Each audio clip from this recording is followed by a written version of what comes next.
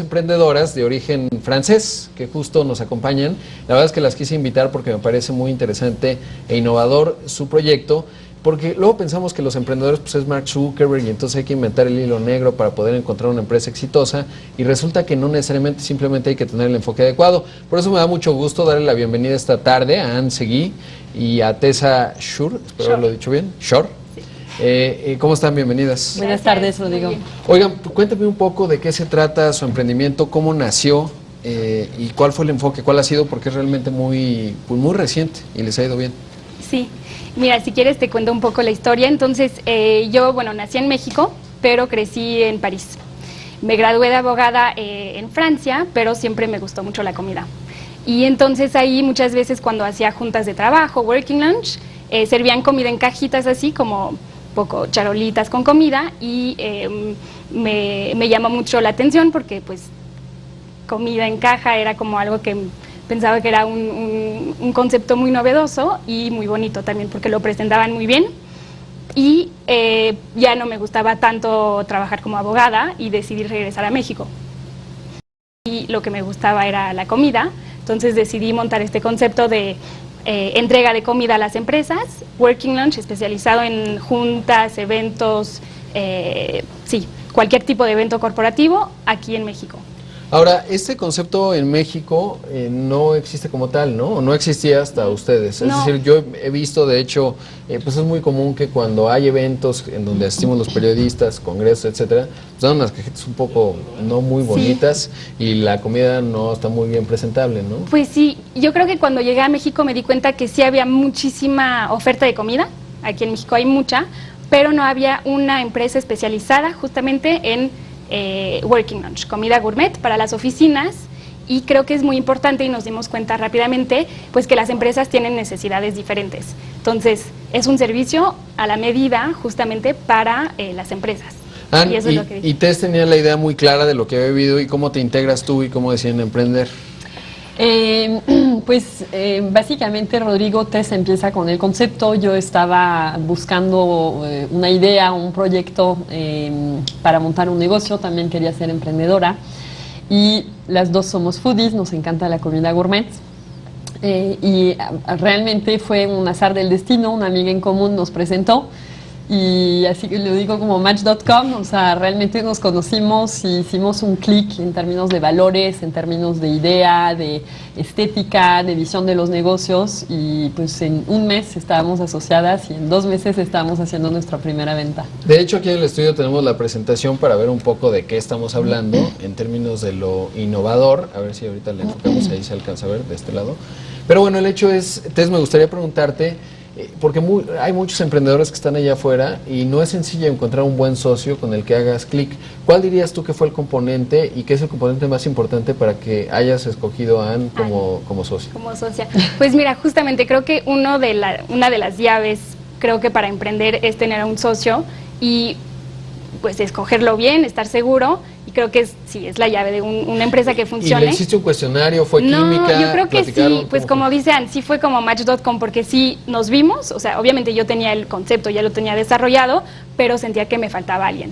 Faltaba un compañero de aventura, values, y me di cuenta muy rápidamente que Anne tenía justamente, pues ya vivía desde mucho tiempo en México, tenía muchos contactos, tenía mucha experiencia también, que a mí me faltaba porque pues yo justo me había graduado de abogada y de negocios y todo, sí tenía como una idea de dónde quería ir, pero Anne lo tenía así súper bien claro, los números y todo. Yo soy un poquito más, sí, creadora, artista, y Anne es los números y todo, entonces sentí que podía confiar y contar sobre Anne en este aspecto, y de complementariedad de muchas cosas. Oigan, ¿y cómo fue que hiciste un plan de negocios, hiciste ahí las corridas, digamos, para ver cuánto iban a ganar, cuánto capital necesitaban, o cómo fue esta parte? Porque hay quien lo hace de manera un poco más lírica, empieza a funcionar y conforme va arrancando tienen flujo de dinero y a partir de ahí siguen creciendo. ¿Cómo fue en el caso de Berlioz? Pues yo juré que no quería trabajar con comida porque la gente que conozco en ese medio de los restaurantes es un medio muy sacrificado, muy pesado. Y el concepto de test me encantó porque era un concepto para los corporativos que por definición te define más entre semana, y todo es sobre pedido. Entonces no hacemos una producción todas las mañanas a ver si se va a vender, sino realmente producimos por evento. Claro, Entonces, y además es más fácil de administrar que un restaurante, ¿no? Porque muchísimo luego más fácil. los restaurantes, si no estás ahí las 24 horas, te roban. Exactamente. Es lo que suele ocurrir. Entonces, ya salieron las ideas emprendedoras, le voy a decir por qué. Porque resulta que esta caja, la caja en donde vienen estos lunch ejecutivos de Berlioz, pues son biodegradables, pero me contaba Anne y Tess que no se compran, no hay aquí en México. Entonces, pues ahí hay una primera idea para emprender. Sí. Si a alguien pues le interesa, yo me acuerdo que hablaba con los de SCA, los que se dedican al papel, y era lo mismo, me decían, tenemos que importar, porque por mandato, digamos, a una empresa realmente muy pues buenos ciudadanos corporativos, tienen que utilizar papel reciclado para el papel de baño. Y finalmente pues no lo podían comprar, lo tenían que importar para poder tenerlo. Y es pues realmente... hay una gran oportunidad, ¿no? Y lo más curioso de todo esto, Rodrigo, es que la materia prima de ambos envases es bagazo de caña de azúcar, y lo que ves transparente es PLA, que es una fibra de maíz. Ah, o sea, todo es totalmente reciclado, Sí, el 100%. 100%. Lo que pareciera ser plástico, no, ya. es pero entonces digo, hablando de caña y de maíz, Sí. con más razón, Se podría hacer deberíamos aquí. de poder conseguir algo en México. Claro.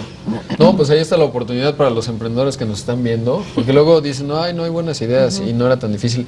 O a lo mejor sí hay que ver, pues tampoco es sencillo, pero creo que luego lo único que tienes que hacer es captar el papel que se genera en las empresas y tener el proceso para reciclarlo, y a lo mejor a partir de ahí. Pero bueno, ya no hablemos más de las ideas que alguien puede tener. Tess, ¿cómo fue emprender en México comparado con la experiencia que tenías en Europa? Se lo había preguntado a Anne en alguna entrevista en radio.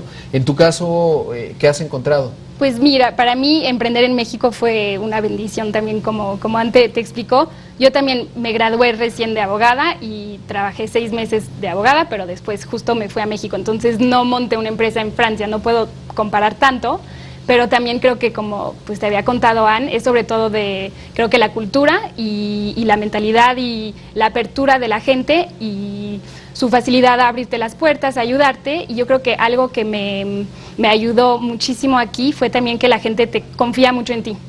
O sea, confía en ti. Tienes una idea, tienes un concepto y están dispuestos a ver, ok, pues sí, está muy padre, sí me interesa.